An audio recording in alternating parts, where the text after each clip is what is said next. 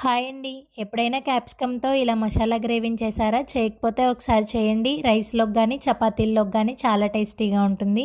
ముందుగా మసాలాను ప్రిపేర్ చేసుకుందాం. ఒక మిక్సీ జార్‌లోకి 2 మీడియం సైజ్ టమాటాలు, 1 ఇంచు అల్లం, 4 వెల్లుల్లి రెబ్బలు, 2 యాలకులు, 3 లవంగాలు, 1 ఇంచు దాల్చిన చెక్క, పావు కప్పు పెరుగును కూడా వేసుకొని మెత్తగా గ్రైండ్ చేసుకొని పక్కన పెట్టుకుందాం.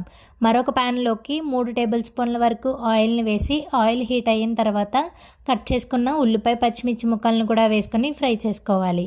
ఇలా ఫ్రై అయిన తర్వాత ముందుగా గ్రైండ్ చేసి పెట్టుకున్న మసాలాను కూడా వేసుకొని కొంచెం కరివేపాకు, పావు టీ స్పూన్ వరకు పసుపు, రుచికి సరిపడా ఉప్పు, 1 టేబుల్ స్పూన్ వరకు కారాన్ని వేసి కారంలో ఉండే పచ్చివాసన అంతా పోయి ఆయిల్ సెపరేట్ అయ్యేంత వరకు ఫ్రై చేసుకోవాలి.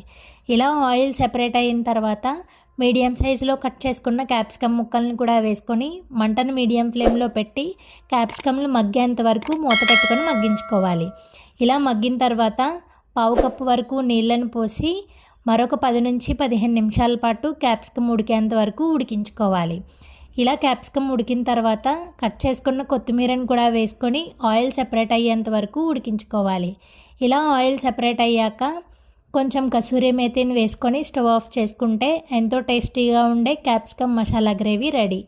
ఈ విధంగా ఒకసారి చేసి చూడండి, చాలా టేస్టీగా ఉంటుంది. ఈ వీడియో కనుక మీకు నచ్చితే లైక్ చేయండి, షేర్ చేయండి, అలాగే సబ్స్క్రైబ్ చేయడం మాత్రం మర్చిపోకండి. Thank you for watching.